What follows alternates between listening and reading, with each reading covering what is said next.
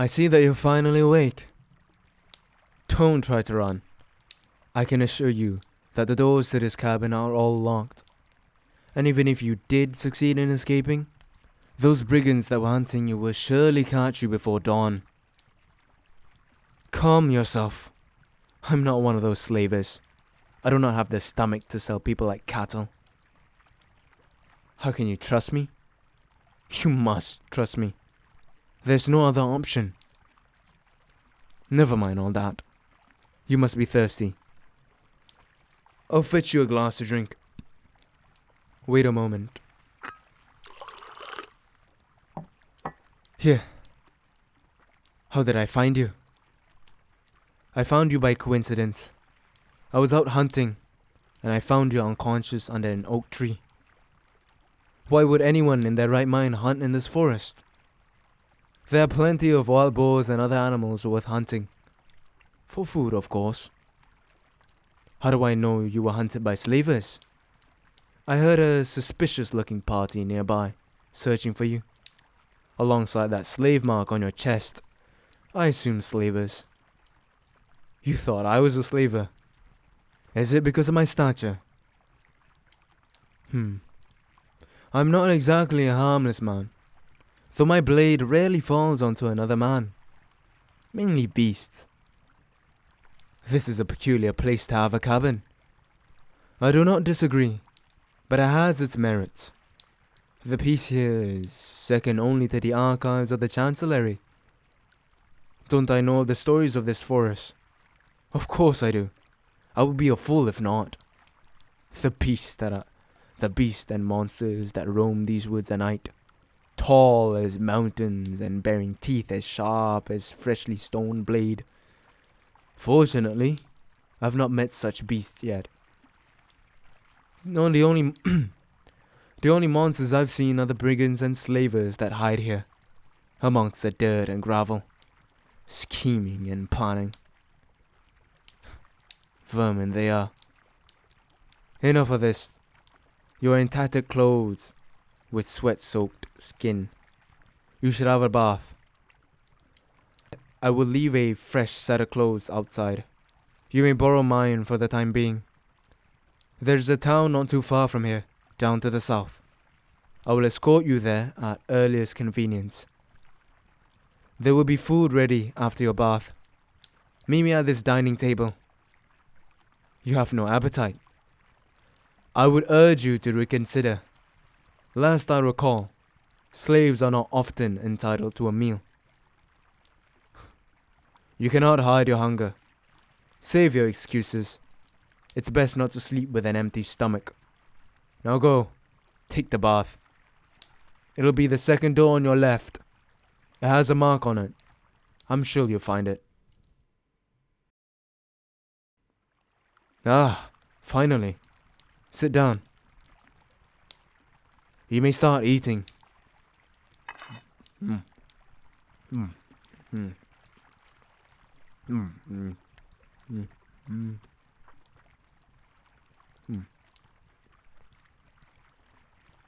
haven't touched your portion. Do you truly have no appetite? You have questions to ask me, don't you? I can see it within your eyes. What is it? It could potentially ease your fears of me. How can you believe I'm not a slaver? I have nothing other than my word alone. So I will make you a promise. My word is my honor, and my honor is my life, on which I swear that I mean you no harm. Is that satisfactory? Good. Any other inquiries? The food? It's household bread with eggs and beef. There's no poison or any harmful additives in them. As I sworn to you, I have no ill intent towards you. Rest assured, I would gladly eat that portion. Do I usually eat this much? Yes. It is tiring to hunt for your own food. You have to remember, you have to butcher it, prepare it, then cook it. It is a laboring task, but I enjoy it nonetheless. I seldom visit the markets. The people, the sound. It is not to my liking. You could have an argument to say that I am a recluse, but I simply enjoy the peace and serenity. It is a fleeting thing in this age. With the war raging on, I doubt. Did I fought in the war? Perhaps. Perhaps not. Eat before the food gets cold.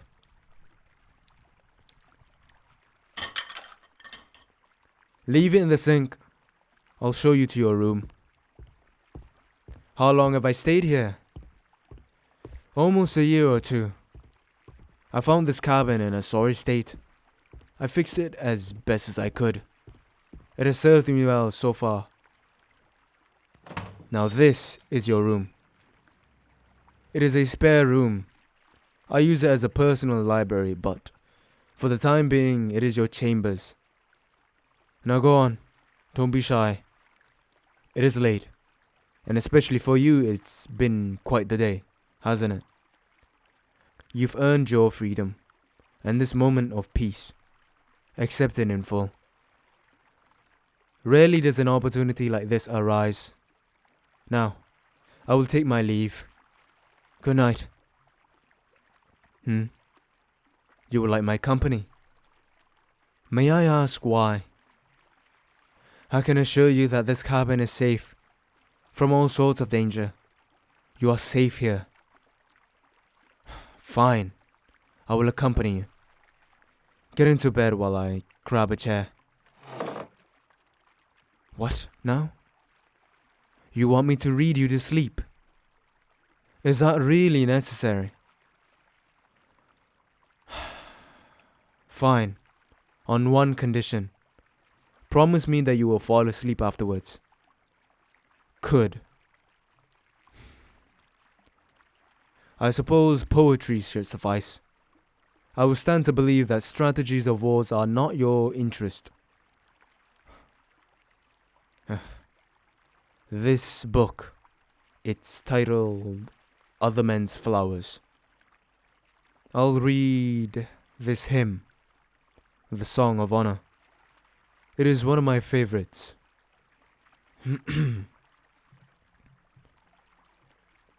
I climbed the hill as light fell short, and rocks came home in scramble sword, and filled the trees and flapped and fought, and sang themselves to sleep. An owl from nowhere with no sound swung by and soon was nowhere found.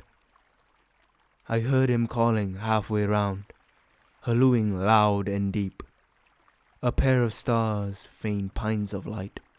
Then many a star sailed into sight, and all the stars, the flower of night, were round at me at a leap, to tell how still the valleys lay. I heard a watchdog miles away, and distant bells of sheep. I heard no more of bird or bell. The mastiff in a slumber fell. I stared into the sky, as wandering men have always done, since beauty and the stars were one. It seemed so still the valleys were, as if the whole world knelt in prayer, save me and me alone.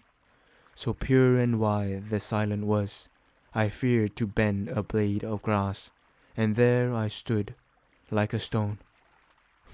There, sharp and sudden, there I heard, some wild lovesick singing bird, woke singing in the trees.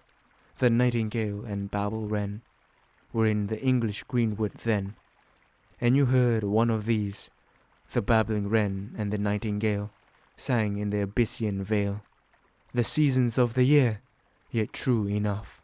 I heard them plain, I heard them both again, as sharp and sweet and clear, as if the Abyssinian tree had thrust a bolt across the sea, had thrust a bolt across to me, with music for my ear. I heard them both, and oh, I heard the song of every bird that sings beneath the sky, and with the song of lark and wren, the song of mountains, moth and men, and seas and rainbows vie. I heard the universal choir, the sons of light exalt their sire. With universal song, earth lowliest and loudest knows. Her million times 10 million throats exalt him loud and long, and lips and lungs and tongues of grace from every part and every place.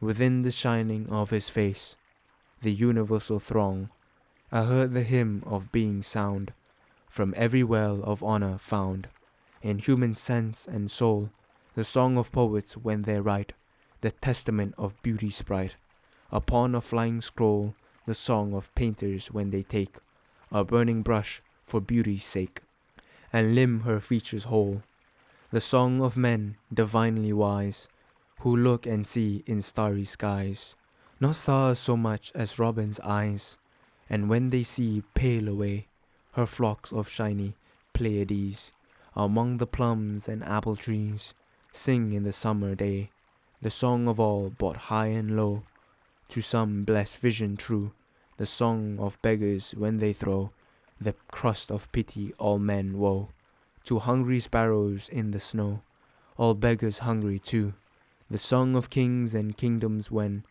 they rise above their fortune men, and crowns themselves anew, the song of courage, heart and will, and gladness in a fight of men who face a hopeless hill, with sparking and delight the bells and bells of song that ring round banners of a cause or king from armies bleeding white, the song of sailors every one, when monstrous tide and tempest run at ships like bulls at red, when stately ships are twirled and spun like whipping tops and help there's none, and mighty ships 10,000 ton go down like lumps of lead, and song of fighters stern as they, at odds with fortune night and day, crammed up in cities grim and grey, as thick as bees in hives, hosannas of lowly throng, who sing unconscious of their song, whose lips are in their lives, and song of some at holy war, with spells and ghouls more dread by far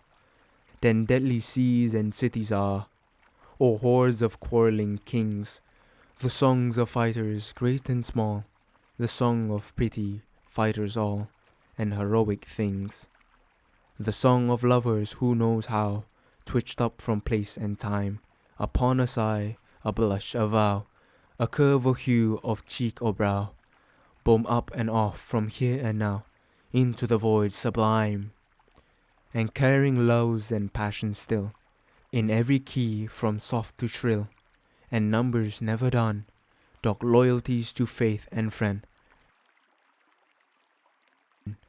and intermissions none, and burst on burst for beauty and for numbers not behind, for men whose love of motherland is like a dog's for one dear hand, soul selfless, boundless, blind, and song of some with hearts besides, for men and sorrows far and wide, who watch the world with pity and pride, and warm to all mankind, and endless joyous music rise from children at their play, and endless soaring lullabies from happy, happy mothers' eyes, and answering crows and baby cries.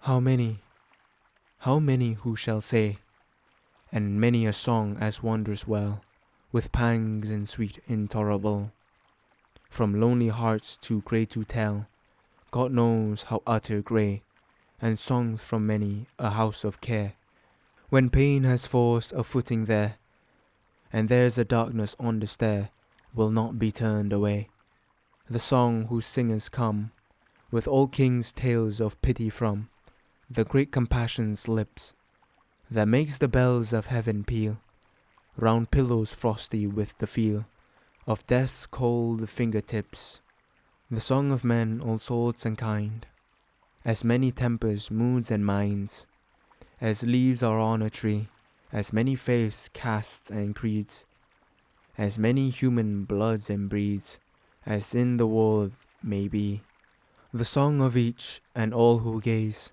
on beauty in her naked blaze, or see her dimly in a haze, or get her light in fitful rays, and tiniest needles even, the song of not of holy dark, not wholly sunk in stupor stark, too deep for groping heaven, The lilies sweet and clear, and wild with beauty men mishear, from choirs of song as near and dear to paradise as they, the everlasting pipe and flute of wind and sea and bird and brute, and lips of deaf men imagine mute in wood and stone and clay, the music of a lion strong that shakes a hill a whole night long, a hill as loud as he, the twitter of a mouse among melodious greenery, the rubies and rainbows song, the nightingales all three, the song of life that wells and flows from every leopard, lark and rose, and everything that gleams and glows like lustre in the sea. I heard it all, each and every note of lung and tongue and throat, every rhythm and rhyme of everything that lives and loves, and upward and ever upward moves, from lowly to sublime, earth's multitudinous sons of light.